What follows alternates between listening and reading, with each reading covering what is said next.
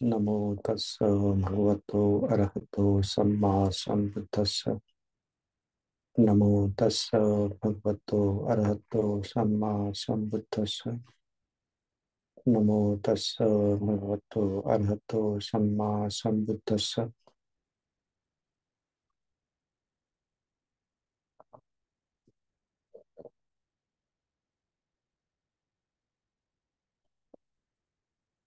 आज का जो ये विषय है, ये विषय संयुक्त निकाय, उसमें अश्व सूक्त है। अश्व सूक्त। तो बहुत बार इस सूत्र के बारे में, इसमें जो भगवान बता रहे हैं उसके बारे में यहाँ पे चर्चा हो चुकी है।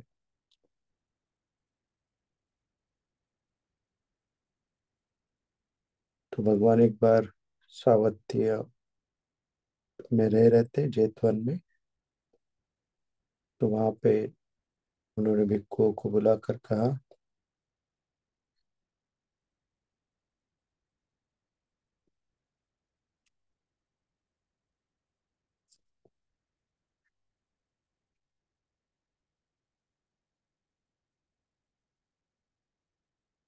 अन्नमत गोय भिक्खवे संसारो पुप्पा कोटि न पय्यायति अविज्ञानी वर्णानं सत्तानं तन्हा योजनं संधावतं सत्सरतं।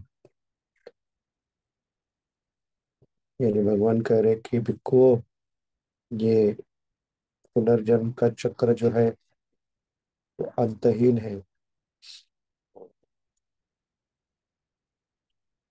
बहुत लंबे सफर की शुरुआत, उसकी हम शुरुआत भी ढूंढ नहीं पाते, और जीवन के असली स्वरूप को हम नहीं जान पाते, और उसके कारण हम तृष्णा से बंधे हुए ये प्राणी अनंतहीन प्रवास में भटकते रहते।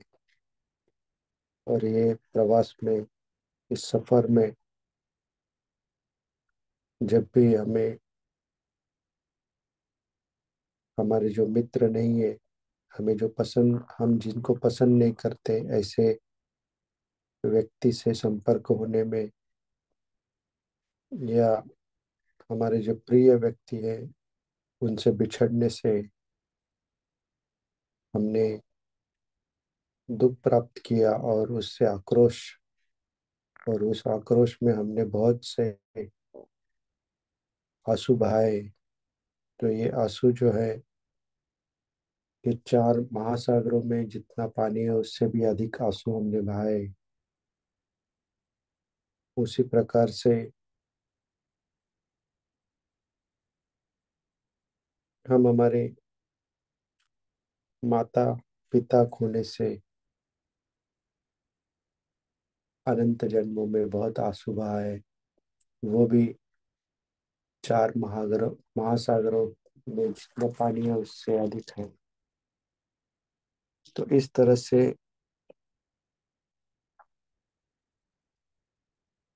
अनेक जन्मों में हम विविध कार्य से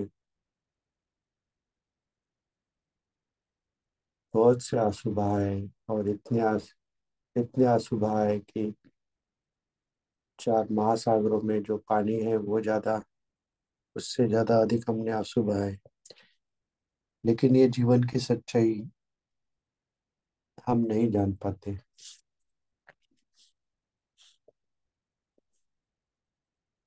ये जान नहीं जानने का कारण हमारा जो चित्त है, हमें सही चीजें नहीं बता पाता है। अजान चाह कहते हैं कि हम जो सही समझते हैं वो गलत भी हो सकता है, और जो हम गलत समझ सकते हैं वो सही भी हो सकता है. Something which we understand is right may be wrong. Something which we understand wrong may be right. ऐसा क्यों होता है? क्योंकि हमारा जो मन है, चित्त है, वो चीजों को, वस्तुओं को, विषयों को सही तरह से देख नहीं पाता है. क्योंकि हम हमारे मालिक नहीं है. मालिक नहीं यानी हमारा जो चित्त के ऊपर अधिकार है वो नहीं है. तो इस वजह से हम चीजें सही से नहीं देख पाते.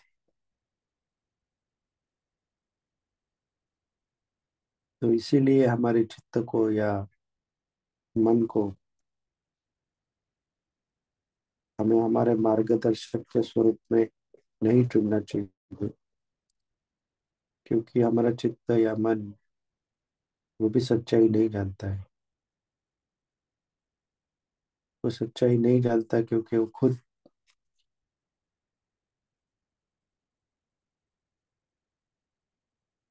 डेलूडेड या मोह में है.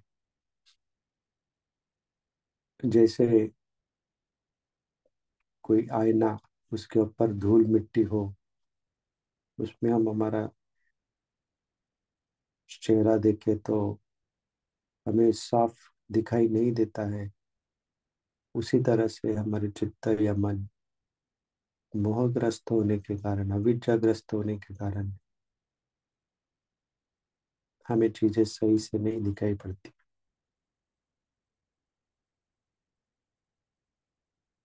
हम वास्तविक जीवन में भी ये समझ सकते हैं. हम एक उदाहरण लेते हैं. मैं अपना ही उदाहरण बताऊंगा. तो किसी दिन मैं ऑफिस में मुझसे कोई गलती हो जाती है, या मेरे हाथ से ऐसे काम हो जाते हैं जो हमारे वरिष्ठ अधिकारी उनको पसंद नहीं आते. तो वो मुझ पे गुस्सा करते हैं, डांट करते हैं.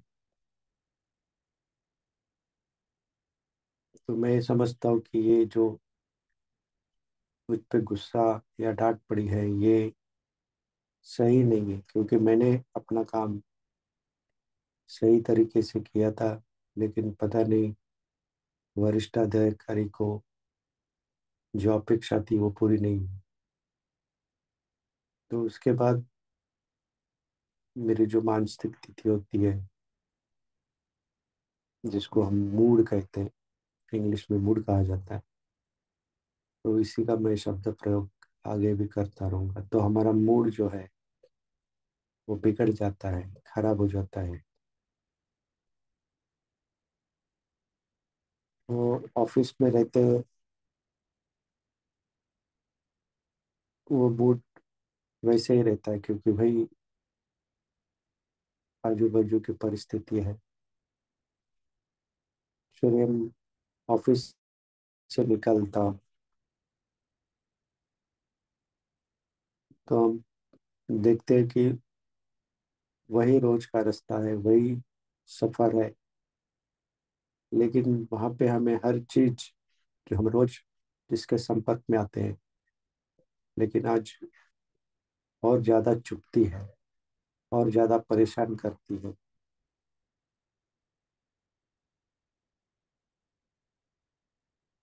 जो भी हम रोज के अनुभव है वो उससे ज्यादा हमें ज्यादा परेशानी होती है. वही रोज का ट्रैफिक होता है, लेकिन आज बहुत ज्यादा तकलीफ देता है. उस स्थिति में हम घर पहुंचते हैं. जैसे रोजमर्रा होता है वैसे ही आज भी हम घर पहुंचने के बाद उसी तरह से चाय नाश्ता या जो भी है वो लेते हैं. लेकिन जो हम रोज का अनुभव होता है आज हमें भूख के बावजूद कुछ खाने की इच्छा नहीं होती, चाय भी फीकी लगती है। और इसी तरह से जो हमारा रोज का रूटीन होने के बावजूद भी हम ज्यादा दुख को अनुभव करते हैं, क्योंकि उस डांट पड़ने का जो असर है या गुस्से का जो असर है वो अभी भी हमारे मन में। तो इस तरह से ये जो हमारी मानसिक स्थिति है पूरी तरह से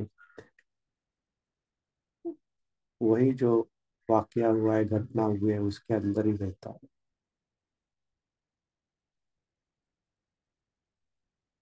इसके साथ ही दूसरा उदाहरण ले सकते हैं, ऑफिस का ही सही सेम उदाहरण लेते हैं।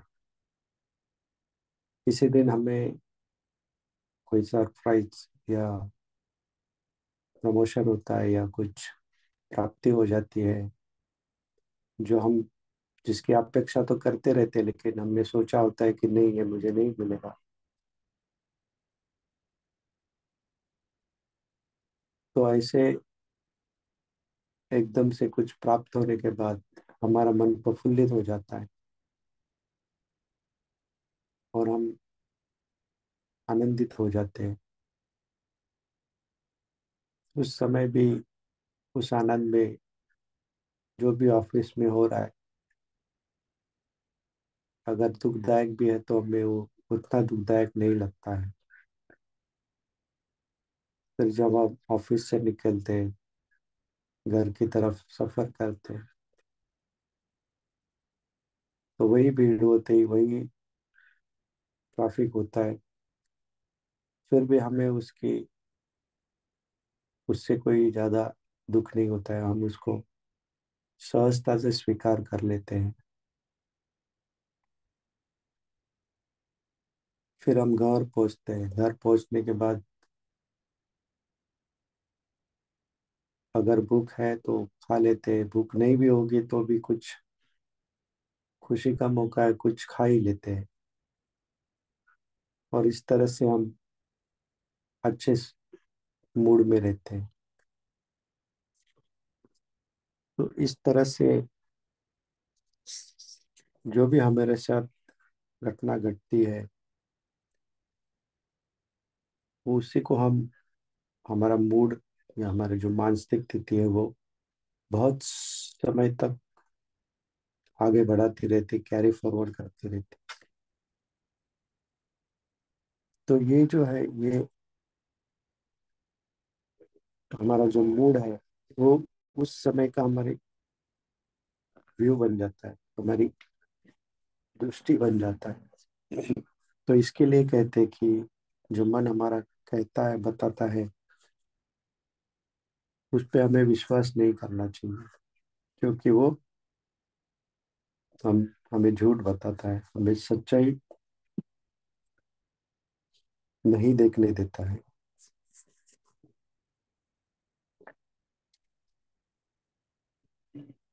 और यही हमारा शुरुआत का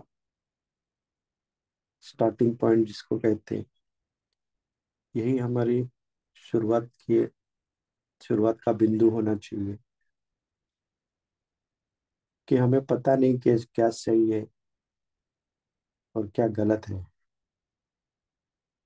और इस चीजों को, सही चीजों को सही दृष्टि से, गलत चीजों को गलत दृष्टि से देखना ही, उसके लिए हम सभी प्रयास कर रहे हैं।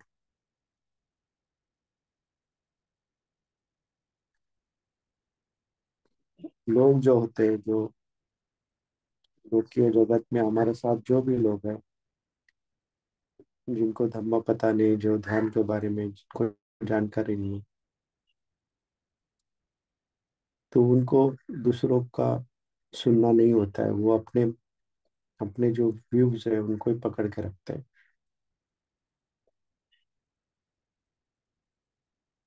लेकिन हम धम्म के राह में, हम हमें ये सोचना चाहिए हमेशा कि जब भी मेरी कुछ दृष्टिकोण है, मेरा कोई दृष्टिकोण है, अगर उसके विपरीत कोई कुछ करता है तो क्या मुझे उससे दुख होता है? क्या मुझे उससे अस्वस्थता मेरे मन में उत्पन्न होती है?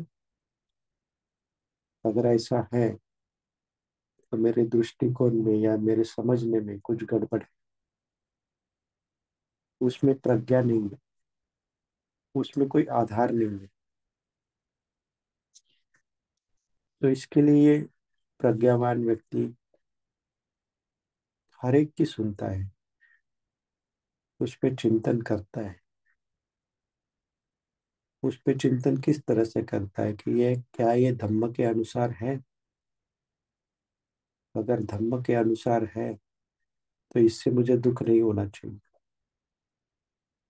अगर धम्म के अनुसार होके भी मुझे दुख हो रहा है तो मेरी समझने में कुछ चूक हो रही है।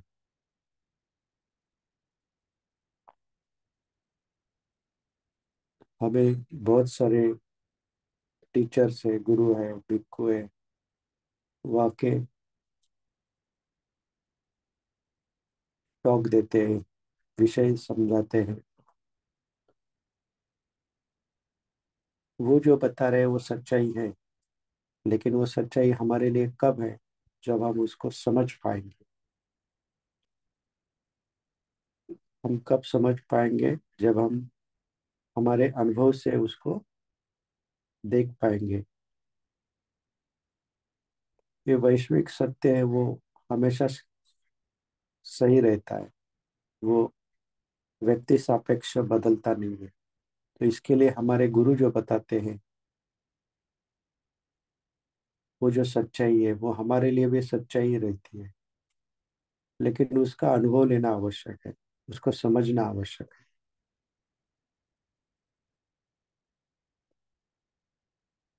हमारे सबके जो दृष्टिकोण है वो गलत ही होते हैं, क्योंकि उसमें प्रज्ञा नहीं है। जैसे गोबर में कीड़ा होता है, उसको अगर गोबर से बाहर निकालो और अच्छी जगह पे रखो तो वो फिर गोबर की तरफ ही जाता है। वो क्यों गोबर गोबर की तरफ जाता है? क्योंकि उसको लगता है यही मेरी सेफ जगह है, यही मैं सुरक्षित हूँ।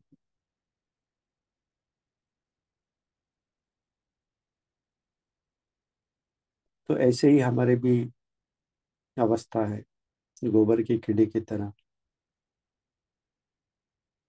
ये जो हम अविद्या में बंधे रहते हैं, यही हमें लगता है कि यही हम सेफ है, यही हमारा असली घर है।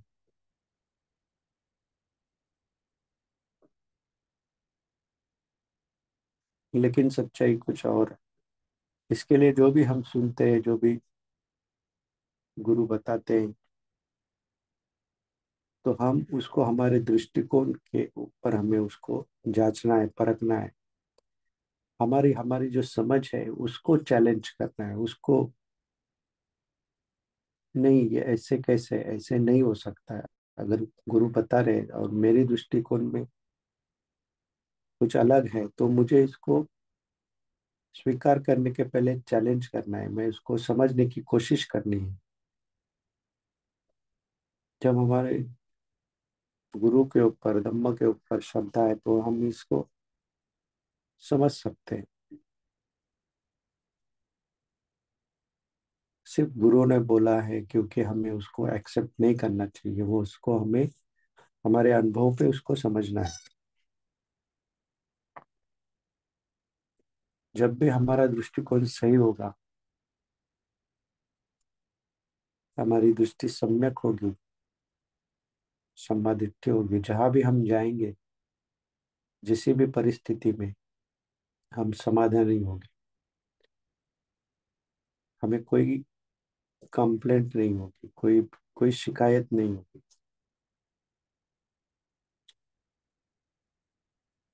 जो हमारा सम्यक दृष्टि है या सम्मादिट्ठि या हमारा जो दृष्टिकोण है, वो एक शांति का एहसास है। और इससे अधिक हमें और किसी चीज को नहीं पाने की अपेक्षा रखनी चाहिए। हम ये कैसे जान सकते हैं कि जो हमारा दृष्टिकोण है सही है, सम्यक दृष्टि है? तो हमें हमेशा पूछना चाहिए कि मैं सही मार्ग पे हूँ। जब भी हम परेशान हैं, जब भी हम किसी चीज से आहत है, तो हमें पूछना चाहिए क्या मैं सही मार्ग पे हूँ? क्या मैं इसका स्वीकार कर सकता हूँ?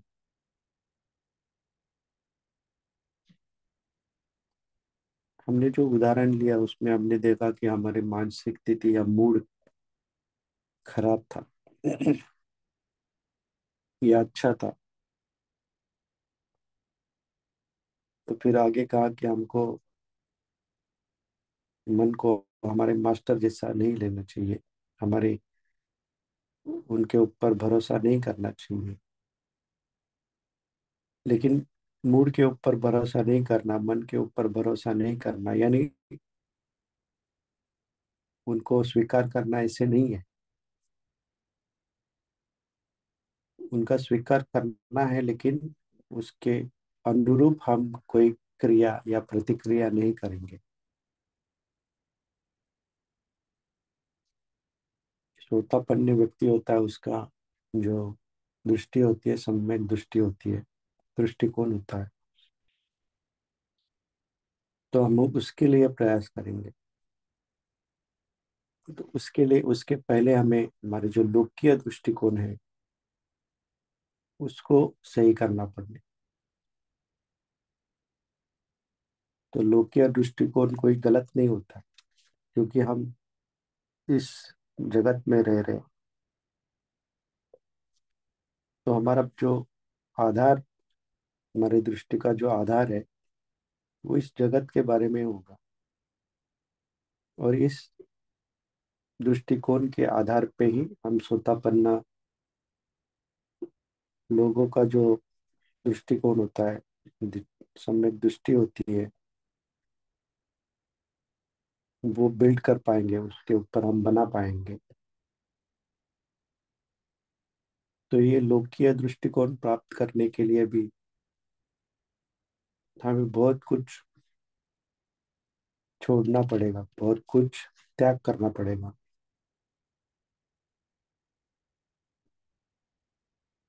तो लोकीय दृष्टिकोण, जिसको हम मंडेन राइट व्यू कहते हैं, उसमें दो चीजें बहुत आवश्यक है। पहले तो प्रामाणिकता और दूसरी पारदर्शिता, ऑथेंटिसिटी एंड सेल्फ ट्रांसपेरेंसी। तो ये हमेशा हम जो भी कुछ करेंगे तो हमें देखना है कि इसमें ये दो चीजें है क्या। अगर कोई अच्छी चीज है, बुरी चीज है, तो हमें देखना है कि इसमें प्रामाणिकता, पारदर्शिता है क्या।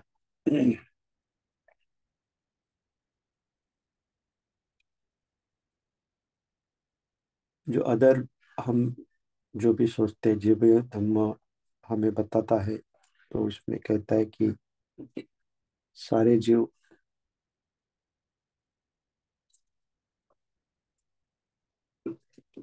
पंच स्कंदों से बने हैं। तो जब हम हमारे मदर फादर को देखते हैं तो क्या हम सोचते हैं कि सिर्फ ये पांच स्कंद है?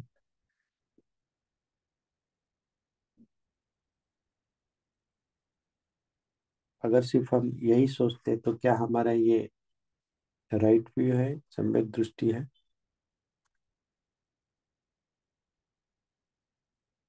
तो अगर हम सिर्फ यही सोचे कि ये सिर्फ पांच स्कंद है, तो ये राइट व्यू है या नहीं है, इसके बारे में हम कंटेम्पलेट, चिंतन करेंगे। तो हम देखेंगे, हम मदर फादर है, तो अगर कुछ भी हो जाए, अगर वो बीमार हो जाए या कुछ हो जाए, तो हम, हमारे मन में थोड़ी सी अस्वस्थता आ जाती है, परेशानी आ जाती है। ये परेशानी या अस्वस्थता इस हमारी उनके प्रति जो आसक्ति है उसके वजह से है। तो ये हमारा राइट व्यू नहीं होता है, क्योंकि वो है, उनसे हमारी आसक्ति है, ये तो सच्चाई।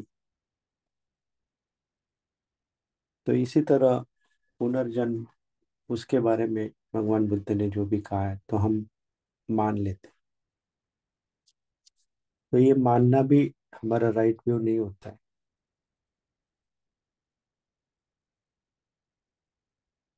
मैं सिर्फ उसमें विश्वास रखता हूँ, लेकिन मैं उसको देख नहीं पाता हूँ।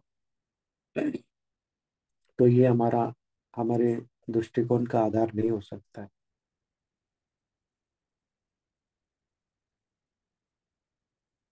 बट हम ये सोचते हैं कि वहां पे पुनर्जन्म हो सकता है या नहीं हो सकता है, लेकिन मुझे ये पता है कि मेरी जो समझने की कोशिश है वो थोड़ी सी कम है। इसके लिए मैं इस चीज को समझ नहीं पा रहा हूँ। जैसे मदर फादर सिर्फ पंचस्कंद या मांस का गोला नहीं, लेकिन उनका अस्तित्व है, उनके वजह से हमारा अस्तित्व है, इसको हम स्वीकार करते हैं। तो इसी तरह से हमारा जो दृष्टिकोण है इसको हमें हमेशा जांचना चाहिए। भगवान बुद्ध कहते हैं कि अगर आपके कोई दृष्टिकोण है नहीं है, तो आप आपके चित्त को, मन को नहीं देख सकते। चित्त को, मन को देखने के लिए दृष्टिकोण होना आवश्यक है। तो इसके लिए मंडन राइट व्यू या हमारे लोकीय दृष्टिकोण, इसका सही होना, इसका प्रामाणिक होना, इसका पारदर्शक होना बहुत आवश्यक है।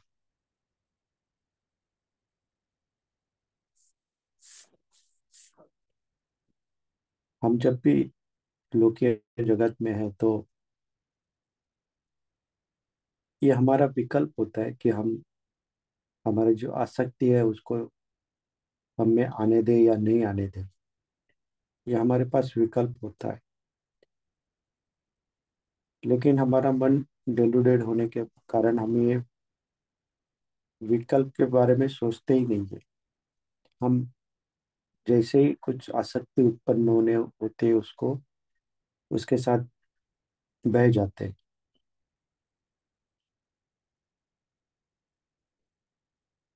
तो इस चीज को समझना कि ये विकल्प हमारे पास है, वैसे उसी तरह से ही ये जो लोकीय सम्यक दृष्टि है उसका भी हमारे पास विकल्प है। और यही जो लोकीय राइट व्यू है, लोकीय सम्यक दृष्टि है, वही हमें निब्बान तक, यानी निर्वाण तक लेके जा सकते। तो इसके लिए इसको समझना है, इसको प्राप्त करना है।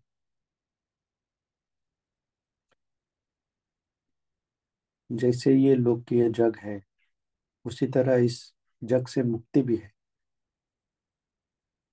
इस जग से मुक्ति का हमें अनुभव नहीं है, लेकिन जिस तरह से हम रिबर्थ का हमें अनुभव नहीं है, लैक ऑफ अंडरस्टैंडिंग हमारे में, हमारी क्षमता नहीं है, लेकिन उसको जैसे हम एक लेवल पर स्वीकार करते हैं, उसी तरह से ये जो निब्बान का मार्ग है वो भी अस्तित्व में है। एक तरह से उसको हम स्वीकार करते हैं, और उस स्वीकार की शुरुआत हमारे लोकीय सम्यक दृष्टि से होती है कि जब इतना कुछ है तो इसको इसको इसके परे भी कुछ होगा। और जब हम ये विकल्प चुनते हैं, तब हम सही दृष्टि से निखम्ब करते हैं, त्याग करते हैं। लेकिन फिजिकल या शारीरिक निकम्मया जैसे भिक्खु घर गृहस्थी त्याग देते हैं, उसकी बराबरी नहीं होती इस चीज से। लेकिन फिर भी एक, इसको भी स्टार्टिंग पॉइंट कह सकते हैं कि हम लोकीय सम्यक दृष्टि है, वो उसका विकल्प जब हम चुनते हैं तो ये हमारे लिए निकम्म होता है, क्योंकि ये जो भी आसक्ति वाला मार्ग है, इसको छोड़ के हम अनासक्ति के मार्ग पे चल रहे हैं।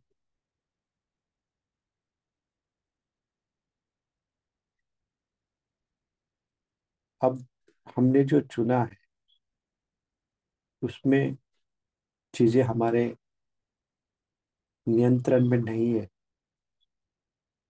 जो भी होगा, अच्छा या बुरा, उसका हम स्वीकार करेंगे। इसके लिए ये जो लोकीय सम्यक दृष्टि है बहुत आवश्यक है। हमारे साथ जो भी होगा उसकी हम जिम्मेदारी लेंगे। जैसे हम अभी ध्यान को शुरुआत कर रहे हैं, बहुत सी कठिनाई है, बहुत से हमें बहुत एडजस्टमेंट करनी पड़ती है, लोगों के ताने सुनने पड़ते हैं और कुछ, लेकिन हम इसको स्वीकार कर लेते हैं, हम ये हमारी जिम्मेदारी बना लेते हैं। और यही एक रास्ता है मारा का जो जग है उससे बाहर आने के लिए, ये बहुत आवश्यक है। तो ये जब विकल्प हमने चुना है,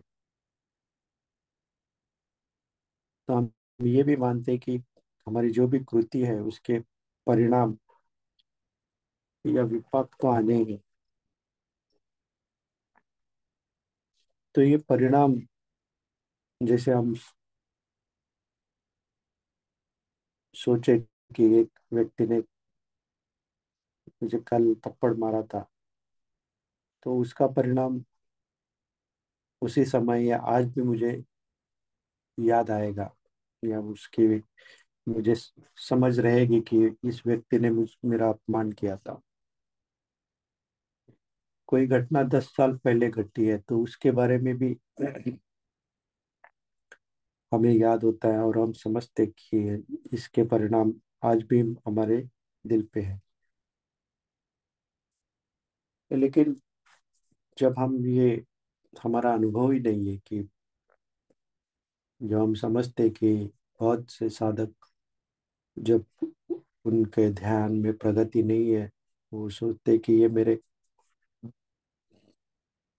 कर्म के, पिछले जन्म के कोई परिणाम है, जिसके लिए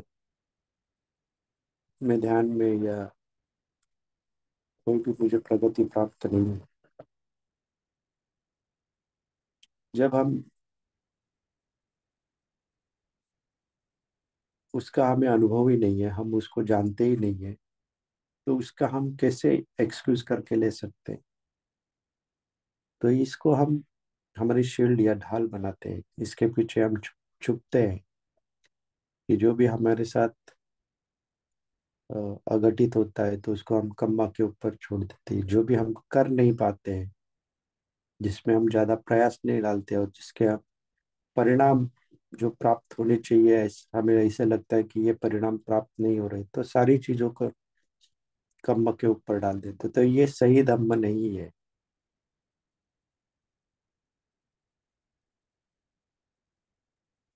क्योंकि हम अभी जो कर रहे हैं उसके लिए हम जिम्मेदार हैं। हमारे साथ जो भी हो रहा है उसके लिए हम जिम्मेदार हैं, क्योंकि हमने ये विकल्प चुना है। तो अब हम ये भी नहीं करेंगे कि कोई भी ये जो हमारा धम्म का ज्ञान है उसकी कोई आड़ ले। तो हम हमारे हमारे ऊपर हम भरोसा रखेंगे, नहीं, मैं शायद मैं गलत कर रहा हूँ, इसके लिए ये परिणाम सही प्राप्त नहीं हो रहे। हम कोई लूप होल नहीं रखेंगे, हम सारे एफर्ट्स डालते रहेंगे। तो हम सारी चीजों ऐसे जो हमारे बस में नहीं है उसके ऊपर डाल के छूट जाते हैं। वो आज तक चलता था। ठीक है, जब हमारी उतनी प्रज्ञा नहीं थी तब हम धम्म इतना नहीं जानते थे। लेकिन जब हम ये विकल्प चुनते हैं, समाधि का विकल्प चुनते हैं, तो हमें पता है कि जब हम गलत करेंगे तो उसके परिणाम गलत होंगे। जब हम सही परिणाम प्राप्त नहीं कर रहे, मतलब हम सही से कार्य नहीं कर रहे, तो इस तरह से हम भगवान बुद्ध का कार्य कारण भाव हम हमारे ऊपर उसका अनुभव करके या प्रयोग करके हम देख सकते हैं। अब ये हमारा सब कर्तव्य है, ध्यान करना, शीलों का पालन करना, क्योंकि ये विकल्प हमने चुना है। धम्म शील के बजाय नहीं हो सकता है, बट शील पालन ही धम्म नहीं होता है। शील पालन एक सीढ़ी है।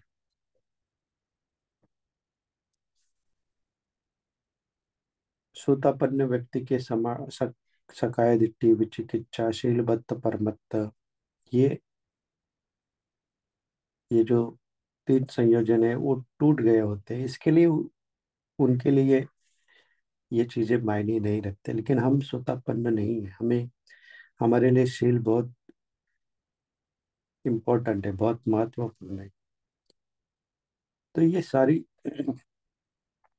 सारी सच्चाई जो है, ये हमारी जो थिंकिंग पैटर्न है, थिंक है, इसके ऊपर डिपेंड। तो इसके लिए ये जो मूड्स हमारे बनते हैं, बिगड़ते हैं, तो ये बनना बिगड़ना जब तक हम इस इसको नहीं जानते था तब तक ठीक था। लेकिन आज आज हमें समझता है कि ये हमारे जो मूड्स है, ये काफी लंबे समय तक हमें अफेक्ट करते हैं, परिणाम करते हैं हमारे ऊपर। तो ये हमें थिंकिंग आनी चाहिए कि ये इस तरह से हमें प्रभावित करते हैं। तो जब यह हम समझेंगे कि ये हम इनका प्रभाव है, तो उनसे दूर होने का हमें रास्ता मिल ही जाएगा।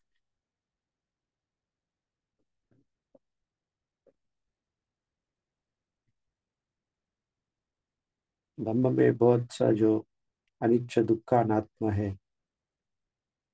तो अनात्मा समझने के लिए पहले आत्म क्या है, हम किस चीज को आत्म कह रहे हैं, ये समझना आवश्यक है। जब हम आत्म किसको समझ रहे हैं, ये जब समझेंगे, तब उसको त्याग कर पाएंगे। और इस यही लोकीय सम्यक दृष्टि है कि आत्म क्या है, यही समझना लोकीय। इस जगत को हम जिस छह इंद्रियों से जान रहे हैं, ये छह इंद्रिय, अगर हम सोच भी रहे हैं कि हम बाहर से या एक्सटर्नल चीजों से हम इसको जान रहे हैं, लेकिन ये सब आंतरिक दृष्टि से ही उसको हम समझ रहे हैं। तो यही हमको बार बार लगातार हमारे मन में रहना चाहिए कि ये जो भी हमारे छह आयतन है, ये भी प्रभावित है। ये हमारे जो अविद्या है, मोह है, इससे प्रभावित है। तो इसको इसका प्रभाव कम करने के लिए फिर हम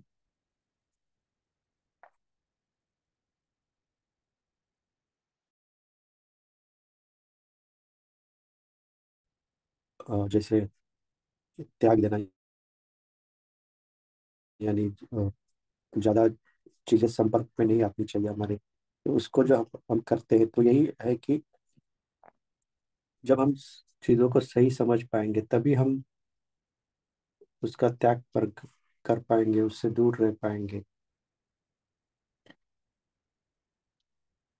तो जब हम दूर रहेंगे, जब हम एकांत में रहेंगे, सॉलिट्यूड, सॉलिट्यूड एकांत यानी ऐसे नहीं कि घर द्वार छोड़ के हम अ, जंगल में रह रहे हैं, लेकिन जब हम समझो एंटरटेनमेंट का जब हम त्याग करेंगे, और जब हम एकांत में रहेंगे, जब हम एंटरटेनमेंट के वो जो उसका जो प्रभाव है उसमें नहीं रहेंगे, तब हम समझ पाएंगे। जो जब तक हम एंटरटेनमेंट के प्रभाव में थे, तब हमारा दृष्टिकोण वो अलग था। जब हम उससे दूर हो गए, तब हमारे दृष्टिकोण में बदलाव आ गया।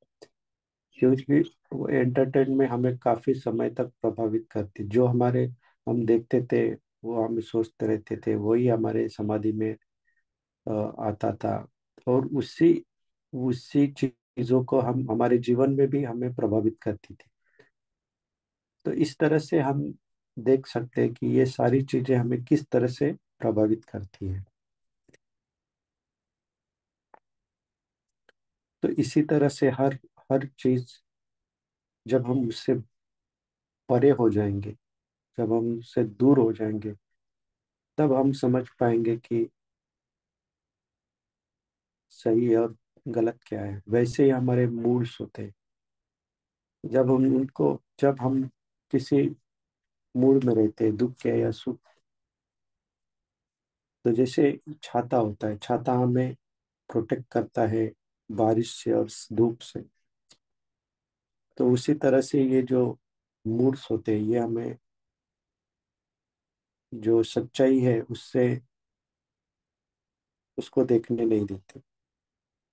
ये मूड्स की जो सच्चाई है वो कब देखेंगे, जब हमारी दृष्टि सम्यक होगी, लोकीय दृष्टि हमारी सम्यक होगी। आर्य दृष्टि अभी हमें प्राप्त नहीं, जब हमारे ये तीन संयोजन खत्म होंगे तब होंगे। लेकिन उससे पहले उसको विकसित करने के लिए ये लोकीय सम्यक दृष्टि, जो मंडेन राइट व्यू है, उसको विकसित करना, उसको विकल्प करके चुनना, ये बहुत आवश्यक है। और जब ये विकल्प हमने चुना है, तो फिर हमारे पास कोई एक्सक्यूज नहीं है, अ,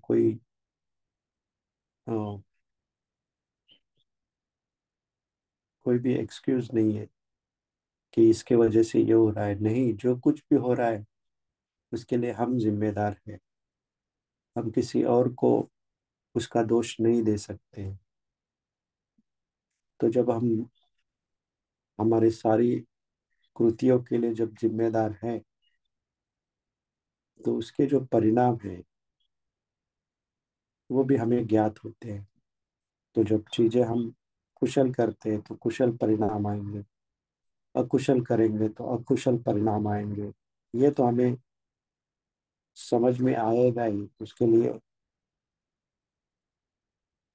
टीचर ने या गुरु ने बताने की आवश्यकता नहीं है।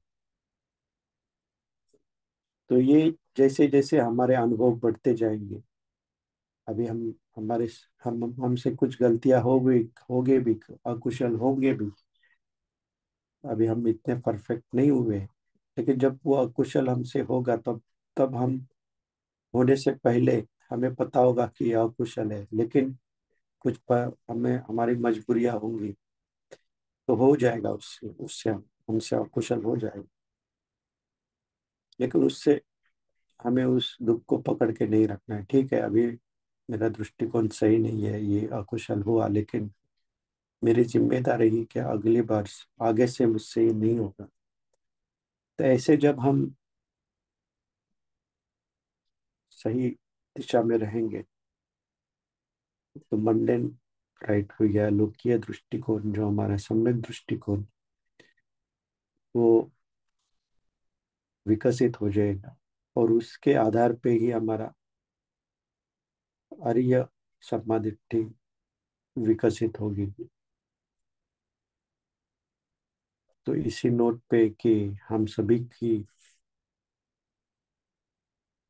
आर्य दिट्ठी समाधिट्ठी विकसित हो, और सभी निब्बान के मार्ग पे प्रगत हो, ऐसी सदिच्छा कामना रखते हुए आज का जो ये विषय है यहीं पे समाप्त करता हूँ। साधु, साधु, साधु।